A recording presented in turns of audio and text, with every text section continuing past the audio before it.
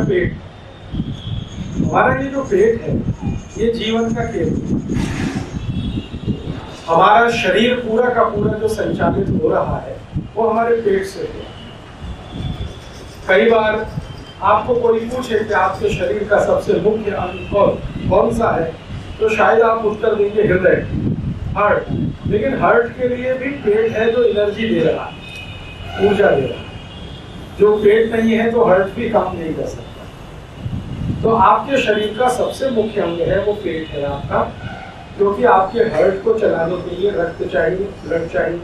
Blood को बनाने वाला ये पेट है।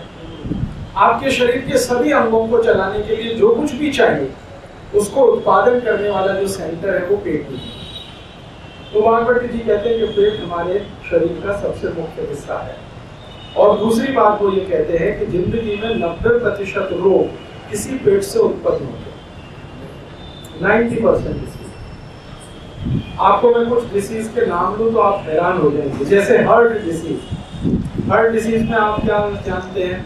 आपने सुना एक बीमारी है हार्ट अटैक, हृदय घात। आपने एक नाम सुना है, दूसरी बीमारी है कार्डियक अरेस्ट, हृदय फेल हो जाए, कार्डियक अरेस्ट। ये दोनों सीरियस बीमारियां हैं, लेकिन इन दोनों का पैदा होना पेट से शुरू होता है। हार्ट तक तो ये तब पहुंचती है जब आप मरने के नजदीक होते हैं। शुरुआत इसकी पेट से होती है। इसी तरह से डायबिटीज के बारे में आप जानते हैं, डायबिटीज की शुरुआत पेट से होती है। इसी तरह से पैरालिसिस नाम आपने सुना है, तो आपको ये मालूम है कि ये ब्रेन से जुड़ी हुई कोई बीमारी है जिसमें ब्रेन और बॉडी का कनेक्शन टूट जाता है, लेकिन इसकी शुरुआत पेट से होती है, पैरालिसिस। और ऐसी एक बीमारी है ब्रेन हेमरेज जिसको आप कहते हैं, उसकी भी शुरुआत पेट से होती है।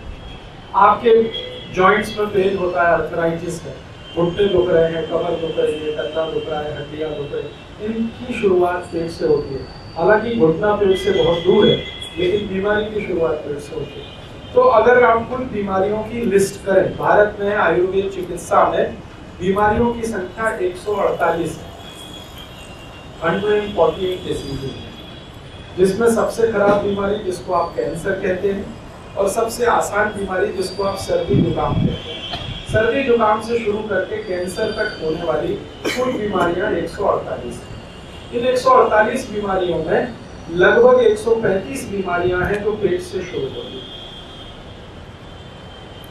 मात्र 12 या 13 बीमारियां हैं जो पेट के बाहर से होती हैं।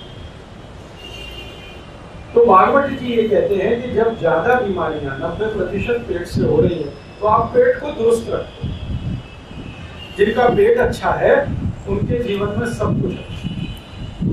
अब पेट को दुरुस्त रखने के लिए क्या करना है, उसके उन्होंने कुछ सूत्र दिए हैं। उनमें से मैं आपको कुछ सूत्र बोलता हूँ। उसमें पहला सूत्र है उनका जीवन में, वो कहते हैं कि जिंदगी भर आपका पेट अच्छा रहे, काम करता रहे, तो उसके लिए उन्होंने कहा है कि खाना खाने के बाद कभी भी पानी नहीं पीना। ये उन्होंने सूत्र में कहा। संस्कृत में उन्होंने ये सूत्र कहा, भोजनांते विषम वायु। अर्थात इसका मतलब क्या है? भोजनांते माने भोजन अंते, भोजन के अंत में, विषम माने विष जैसा, वायु, वायु माने पानी, भोजन के अंत में पानी विष जैसा है। ये उन्होंने सूत्र लिखा है। इसका सीधा सा मतलब ये है कि खाना खाने के बाद पानी नहीं पीना। ये है बहुत छोटा सा सूत्र है, लेकिन रहस्य इसका बहुत गहरा है। सूत्र बहुत छोटा है, लेकिन इसका विश्लेषण बहुत गहरा है। वाघभट्ट जी की एक विशेषता है, वो सूत्र लिखते हैं, विश्लेषण नहीं करते।